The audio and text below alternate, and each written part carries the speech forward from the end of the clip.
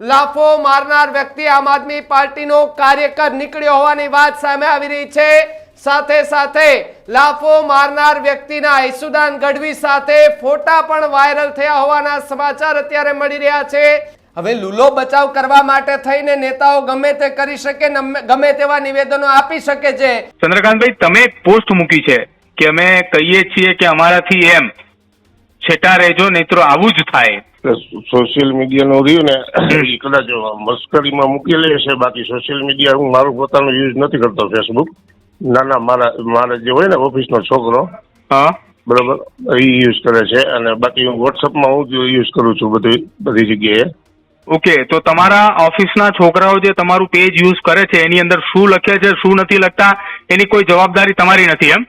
એટલે છોકરાએ કદાચ એકાબીજાને મજાકમાં જવાબદારી કેવી રીતના મૂકેલી છે એમાં?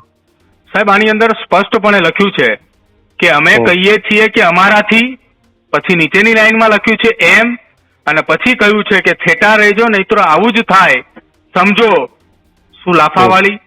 સાહેબ, તમારા જ ફેસબુક પોસ્ટ ઉપર આ પ્રકારની પોસ્ટ મુકાયેલી છે અને તમે એમ કહો છો કે મને ખ્યાલ નથી, હું મારું ફેસબુક વાપરતો નથી। હું જોઈ લઉં છું અને તમને પરફેક્ટ જવાબ આપું છું। તો તમારા ફોટા અને તમારી બધી વસ્તુ મૂકવાનું કોણ કહે છે? તમે તમારી ટીમને જાણ કરો, તમારી ટીમ મૂકી દે। ના, એ સારું લાગે એ મૂકતા હોય છે। અચ્છા, સારું લાગે એવું મૂકતા હોય તો આ વાત એમને સારી લાગી કે આપણી સામે કોઈ પડે તો આપણે એને લાફો મારી દેવાનો, આપણું પોસ્ટ મૂકી દો એમ।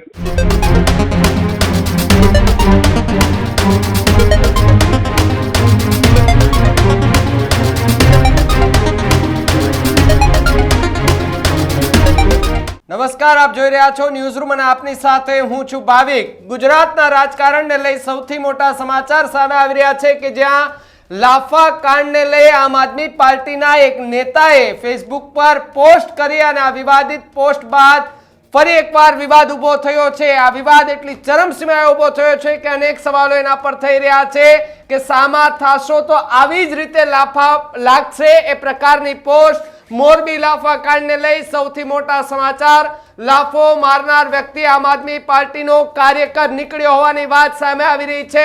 સાથે સાથે લાફો મારનાર વ્યક્તિના ઈસુદાન ગઢવી સાથે ફોટા પણ વાયરલ થયા હોવાના સમાચાર અત્યારે મળી રહ્યા છે। લાફા કાંડ બાદ જિલ્લા આપ પ્રમુખની ફેસબુકમાં એક વિવાદિત પોસ્ટ થતા ફરી એકવાર વિવાદ થયો છે। એવું પણ કહ્યું છે કે અમારાથી દૂર રહેજો, બાકી લાફાવાળી થશે ને થશે। આપના જિલ્લા હોદ્દેદારની વિવાદિત પોસ્ટ ચર્ચાએ ચડી છે અને આ પ્રકારની પોસ્ટ થતા ફરી એકવાર રાજકારણ ગરમાયું છે। આપ આગેવાન ચંદ્રકાંત વિરમગામાની આ પોસ્ટથી ફરી એકવાર વિવાદ સર્જાયો છે। વિરમગામાની પોસ્ટથી વિવાદ વધુ વકરે તો નવાઈની વાત ન કહી શકાય।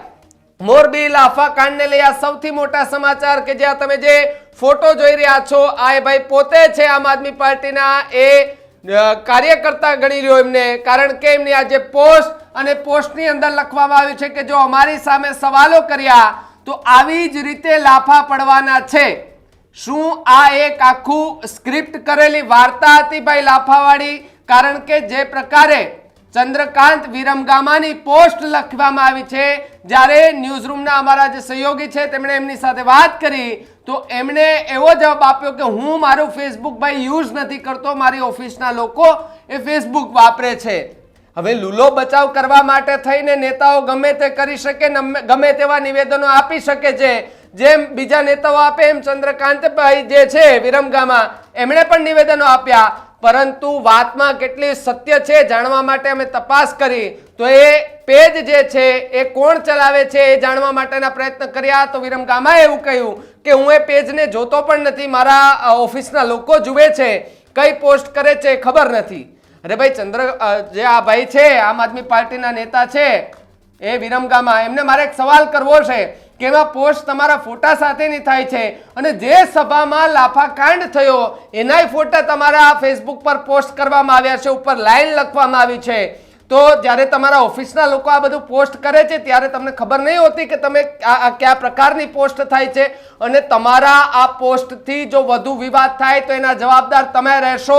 આ પ્રકારની વાત અત્યારે લોકમુખે ચર્ચાઈ રહી છે અને જે પ્રમાણે આમ આદમી પાર્ટીના આગેવાન છે અને એમની આ પોસ્ટ નીચે બીજી પણ એક પોસ્ટ લખવામાં આવી હતી અને એમાં એ કહી શકાય કે મોરબીના ધારાસભ્ય કાંતિ અમૃતિયા છે તેમને જે સીડી વાળું નિવેદન આપ્યું હતું તેને લઈને પણ તેને વિવાદિત પોસ્ટ કરી હતી, તેને લઈને રાજકારણ ગરમાયું છે. પરંતુ જ્યારે મારા ન્યૂઝરૂમના સહયોગી જ્યારે જે ભાઈ છે આમ આદમી પાર્ટીના નેતા એમની સાથે વાત કરી ત્યારે એમણે લૂલો બચાવ કરતા શું જવાબ આપ્યા હતા એ પણ સાંભળીએ. પહેલા હલો હેલો, હલો, ચંદ્રકાંત વિરમગામમાં વાત કરો છો?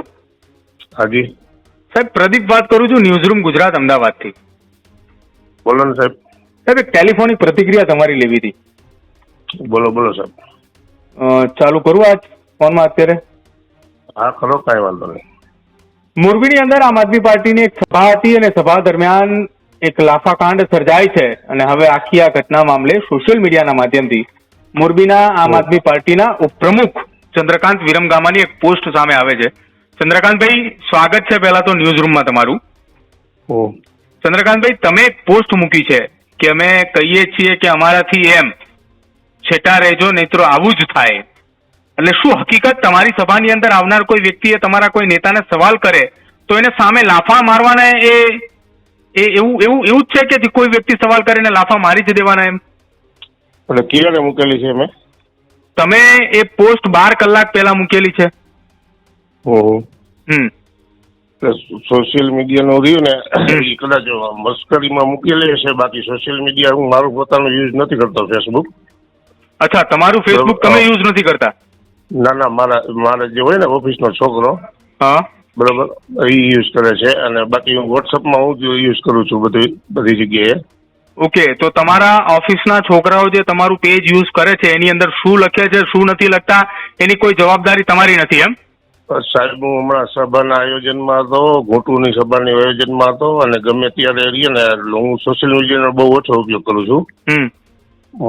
વોટ્સઅપ ઉપર મેસેજમાં જે ટાઈમ ન હોય, બધે દિલ્હીથી કામગીરી જે આવતી હોય ઉપરથી એની કરવા માટે થઈને ને, એટલે છોકરાએ કદાચ એકાબીજાને મજાકમાં જવાબદારી કેવી રીતના મૂકેલી છે એમાં?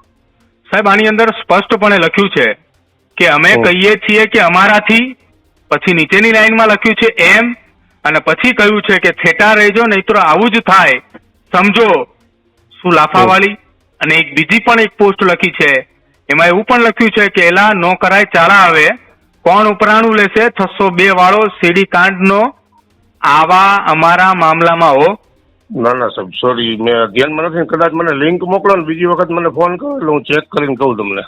સાહેબ, તમારી પોસ્ટ ની અંદર સ્પષ્ટ ઉલ્લેખ થાય છે કે જે આખો આ વિવાદ સર્જાયો છે એમાં એવું કહેવા માંગો છો તમે કે અમારાથી આગા રહેજો, બાકી સવાલ કરશો તો લાફો પડશે એમ? ના ના, એવું કઈ મેં લખેલું જ નથી. અને કદાચ તમે જો હોય તો મને તમે મોકલી શકો છો અને હું ચેક કરીને તમને 5 જ મિનિટમાં જવાબ આપી શકું છું.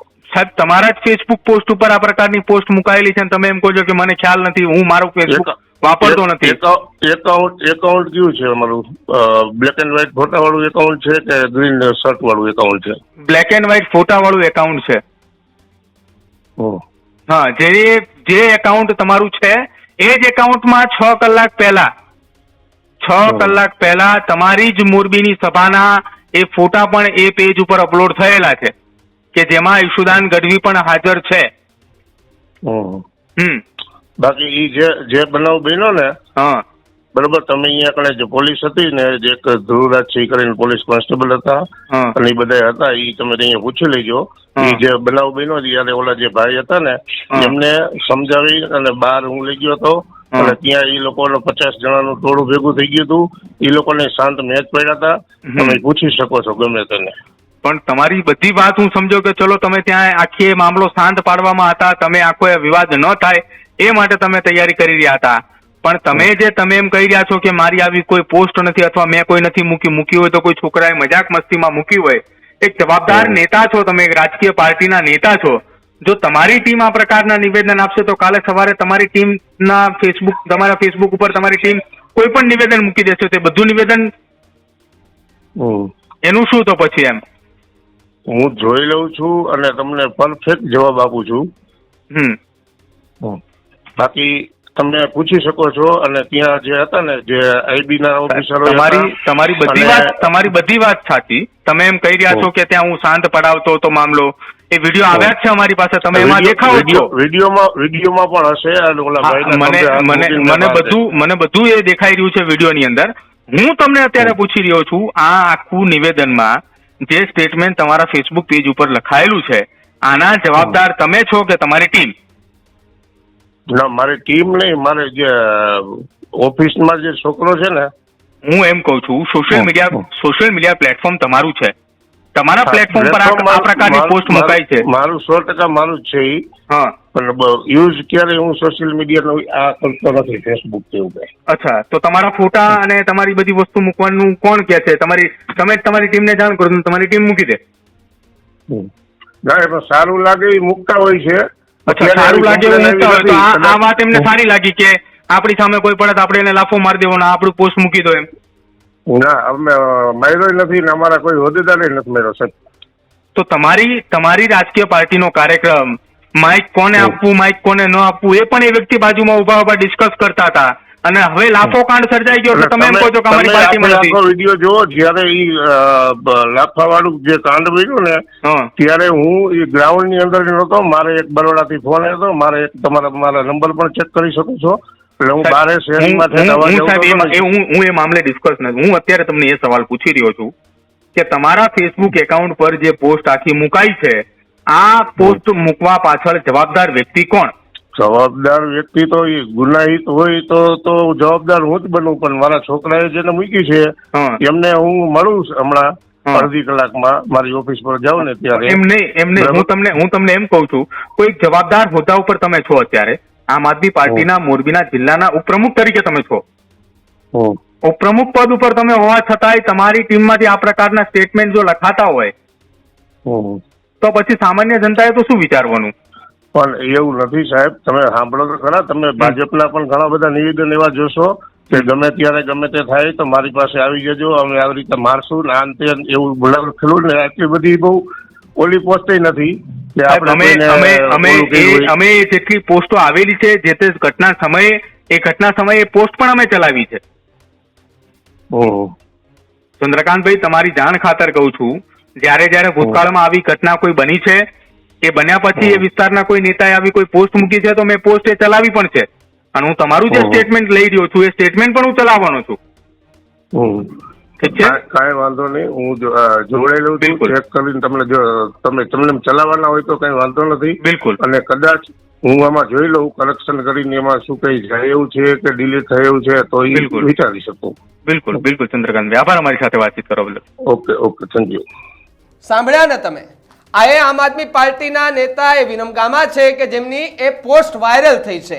આ પોસ્ટ વાયરલ થતા હવે ગેંગે ફેફે થઈ ગયા છે, પરંતુ હવે એને સ્ક્રીનશોટ વાયરલ થઈ ગયા એટલે હવે કદાચ ડિલીટ કરે તો આ જે આવી ગયું છે તો આવી ગયું છે. પરંતુ આ તમે વિડીયો જુઓ કે જે લાફો મારનાર વ્યક્તિ એ ઈસુદાન ગઢવી સાથે જોવા મળે છે.